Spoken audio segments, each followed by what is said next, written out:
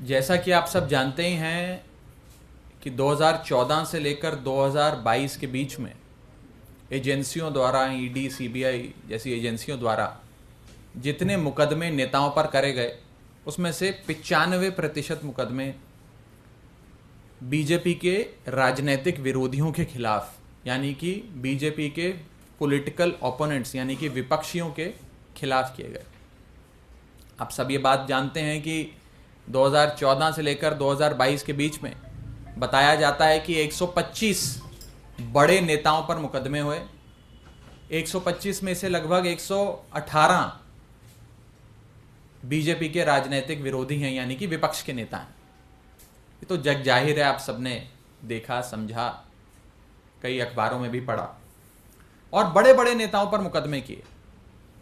मनीष सिसोदिया से लेकर संजय राउत तक, राहुल गांधी से लेकर सोनिया गांधी तक, पी चिदम्बरम से लेकर फारूक अब्दुल्ला तक, अनिल देशमुख से लेकर नवाब मलिक तक, सारे जो बड़े शीर्ष नेता हैं अपनी अपनी पार्टियों के, उन पर मुकदमे दर्ज करे गए और केसेस को पकाया गया। पकाया इस तरह गया कि जब मौका मिलेगा, चुनाव नज़दीक आएगा, राजनीतिक परिस्थितियां बदलती नजर आएंगी, तो समन भेजकर उनको बुला लेंगे, एजेंसियों के चक्कर कटवाएंगे और फिर भी वो नेता नहीं माना तो उसे पकड़ के जेल में डाल देंगे। ये चलता आ रहा है। और इस बीच एक बड़ी राजनीतिक डेवलपमेंट होती है। वो बड़ी राजनीतिक डेवलपमेंट है इंडिया गठबंधन का बनना। इंडिया गठबंधन के बनने से भाजपा पूरी तरीके से डर गई, घबरा गई और भाजपा को ये समझ में आ गया कि अभी तक वो ये तमाम पार्टियां अलग अलग चुनाव लड़ती थी, वोट बढ़ जाता था तो बीजेपी सीटें जीत जाती थी, सरकार बना लेती थी। लेकिन इंडिया गठबंधन बनने के बाद सारे एकजुट होकर अगर चुनाव लड़ते हैं, भाजपा के एक प्रत्याशी के खिलाफ इंडिया गठबंधन का एक प्रत्याशी चुनाव लड़ता है, तो भाजपा की सीटें कम होती हैं और भाजपा हार के नजदीक आ जाती है और लगभग हारती हुई नजर आती है। ये डर कहीं ना कहीं बीजेपी को सता रहा है और इसी के चलते हमारे सूत्र हमें बताते हैं कि एक योजना बनी है। इन पुख्ता सूत्रों का कहना है, ये योजना है कि जो टॉप लीडरशिप है इंडिया गठबंधन के पॉलिटिकल पार्टीज की, जो मेन नेता हैं इंडिया गठबंधन के, उन्हें पकड़ के जेल में डाल दो। जब टॉप नेता जेल में डाल दिया जाएगा तो वो चुनाव कैसे लड़ेगा? वो तो कोर्ट कचहरी वकील एजेंसी जेल के चक्कर काटता रह जाएगा। पार्टी कैसे चलेगी?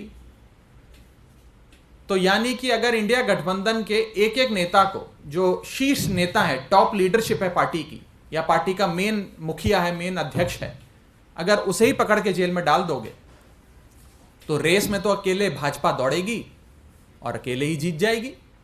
जब रेस में कोई दौड़ेगा ही नहीं उनके साथ तो अकेले ही दौड़ेगी और अकेले ही जीत जाएगी। इसी श्रृंखला में एक योजना बनी है और उस योजना में पहला अरेस्ट दिल्ली के मुख्यमंत्री अरविंद केजरीवाल का भाजपा की एजेंसियां करने जा रही हैं। दिल्ली में 7 लोकसभा की सीटें हैं। इंडिया गठबंधन अगर एकजुट होकर लड़ता है तो 7 की 7 सीटें बीजेपी हार रही है। आप भी जानते हैं, हम भी जानते हैं। और ये 7 की 7 की सीटों की हार बीजेपी को इतना सता रही है कि वो अपने अरेस्ट की शुरुआत दिल्ली से करने जा रहे हैं और पहला अरेस्ट अरविंद केजरीवाल जी का करेंगे, ताकि इन 7 सीटों पर आम आदमी पार्टी लड़ने लायक ना रहे। जब नेता ही नहीं होगा तो पार्टी कैसे चुनाव लड़ेगी? और अरविंद केजरीवाल जी को जेल में डालो, 7 सीटें दिल्ली की अपनी जेब में डालो। ये भाजपा का लक्ष्य है। इसके बाद ये लोग अगला अरेस्ट जो करने जा रहे हैं वो एक ऐसे राज्य का है जिसमें 14 सीटें आती हैं। 14 की 14 लोकसभा सीटों पर भाजपा की हालत खराब है और ये झारखंड राज्य, जिस राज्य में जेएमएम पार्टी की सरकार बनी, जब से हेमंत सोरेन साहब वहाँ के मुख्यमंत्री बने तब से उनकी लोकप्रियता इतनी बढ़ती गई कि वो भाजपा जो 2019 में 14 में से 12 सीटें झारखंड की जीती थी, आज 14 में से 4 सीटें भी जीतती नजर नहीं आ रही है। इसी के चलते अगला अरेस्ट वे हेमंत सोरेन साहब का करेंगे और झारखंड की रेस में अकेले ही भाजपा दौड़ेगी, अकेले ही जीतेगी, ये लक्ष्य है। इसके बाद बिहार के राज्य में जहां पर पिछली बार नीतीश कुमार के सहारे भाजपा 2019 का लोकसभा चुनाव लड़ी थी, शानदार प्रदर्शन रखा था, 40 में से 39 सीटें जीती थी। उस राज्य में जब से नीतीश कुमार जी ने उनका दामन छोड़ा और आरजेडी और जेडीयू ने मिलकर सरकार बनाई, तभी से ये योजना बन गई कि आरजेडी की टॉप लीडरशिप जो है उसे पकड़ के जेल में डालो। इसी श्रृंखला में अगला अरेस्ट आरजेडी के नेता तेजस्वी यादव का हो सकता है, ताकि आरजेडी पूरी तरीके से बैठ जाए और बिहार में चुनाव लड़ने लायक ना रहे। रेस में अकेले भाजपा दौड़ेगी, अकेले जीत जाएगी।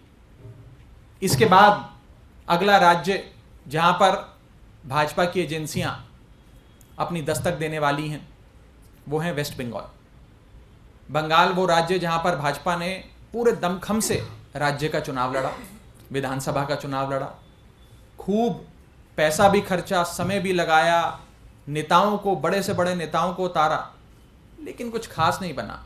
और ममता बनर्जी की तृणमूल कांग्रेस बेहतरीन मार्जिन के साथ विधानसभा की सीटें जीती और अपनी सरकार बनाई। तो वे समझ गए कि बंगाल में ममता बनर्जी को हराना मुश्किल है। हराना मुश्किल है तो एक ही उपाय है, ममता बनर्जी और अभिषेक बनर्जी को पकड़ के जेल में डालो। अगर उन्हें जेल में डाल देंगे तो बंगाल में हमारे लिए राह आसान हो जाएगी, अकेले रेस में भाजपा दौड़ेगी, अकेले रेस में भाजपा जीत जाएगी। तो अगला जो इनका दस्तक होगी झारखंड और बिहार के बाद, वो बंगाल के राज्य में होगी जहां 42 लोकसभा सीटें आती हैं, बड़ा राज्य है। इसके बाद दस्तक दी जाएगी केरला में, जहां पर विजयन साहब मुख्यमंत्री हैं। जब से सीपीएम की वहां सरकार बनी, पिनराई विजयन साहब मुख्यमंत्री बने, तब से उनकी लोकप्रियता बढ़ती जा रही है। और आलम कुछ इस कदर है कि केरल में 20 लोकसभा सीटें आती हैं, 20 में से एक भी सीट भाजपा की नहीं है। भाजपा अपना खाता खोलना चाहती है केरल में। खाता खोलने के लिए विजयन साहब को हराना और सीपीएम को केरल में हराना असंभव है, बहुत मुश्किल है, बहुत कठिन है। आसान बस इतना है कि केरल के मुख्यमंत्री पिनराई विजयन को पकड़ के जेल में डालो। वो जेल जाएंगे तो पार्टी चुनाव नहीं लड़ पाएगी, पार्टी चुनाव नहीं लड़ पाएगी तो भाजपा की जीत निश्चित है। ये 4-5 मुख्य अरेस्ट करने के बाद अगली दस्तक जो भाजपा की एजेंसियां देंगी वो तमिलनाडु में। तमिलनाडु फिर एक ऐसा राज्य जहां पर लोकसभा की 39 यानी कि 39 सीटें आती हैं, बड़ा राज्य है। और इन 39 सीटों में से एक भी सीट भाजपा की नहीं है। तमिलनाडु में एक बड़ा राजनीतिक दल जो बीजेपी के साथ अलायंस में था, बीजेपी के साथ गठबंधन में था, AIADMK, वो भी बीजेपी का साथ छोड़ के चला गया। तमिलनाडु में भाजपा की हालत पतली है। तो तमिलनाडु में एंट्री करने के लिए, कुछ सीटें तमिलनाडु से लोकसभा की बटोरने के लिए, अपना खाता खोलने के लिए सबसे आसान काम है कि MK स्टैलिन जो वहाँ के सबसे लोकप्रिय नेता हैं, मुख्यमंत्री हैं, उनके करीबियों को पकड़ के जेल में डालो। और आप देख ही रहे हैं कि कैसे उनके एक मंत्री सेंथिल को इन्फोर्समेंट डायरेक्टरेट ने पकड़ के जेल में डाल दिया और नेताओं को अब बहुत जल्द पकड़ा जाएगा। और MK स्टैलिन को, उनकी पार्टी को कमज़ोर करो ताकि वो तमिलनाडु में इलेक्शन लड़ने के काबिल ना बचे। उसके बाद अगली दस्तक तेलंगाना में दी जाएगी, जहाँ पे फिर आने वाले राज्य का चुनाव और आने वाला राष्ट्रीय चुनाव दोनों भाजपा बुरी तरीके से हार रही है और वहाँ पर BRS पार्टी बहुत मजबूत है। तो BRS पार्टी को दौड़ से हटाने के लिए BRS के शीर्ष नेतृत्व KCR और उनकी बेटा और बेटी को अरेस्ट करने की तैयारियां चल रही हैं। इसी श्रृंखला में आखिरी दस्तक जो दी जाएगी वो महाराष्ट्र में दी जाएगी। महाराष्ट्र वो राज्य जहां पर भाजपा ने शिवसेना के साथ मिलकर और शिवसेना के भरोसे 2019 में बहुत शानदार प्रदर्शन किया, बड़ी सीटें बटोरी, लेकिन जब से शिवसेना ने भाजपा का दामन छोड़ा, अपने रास्ते गई, तब से भाजपा वहां कमजोर हो गई।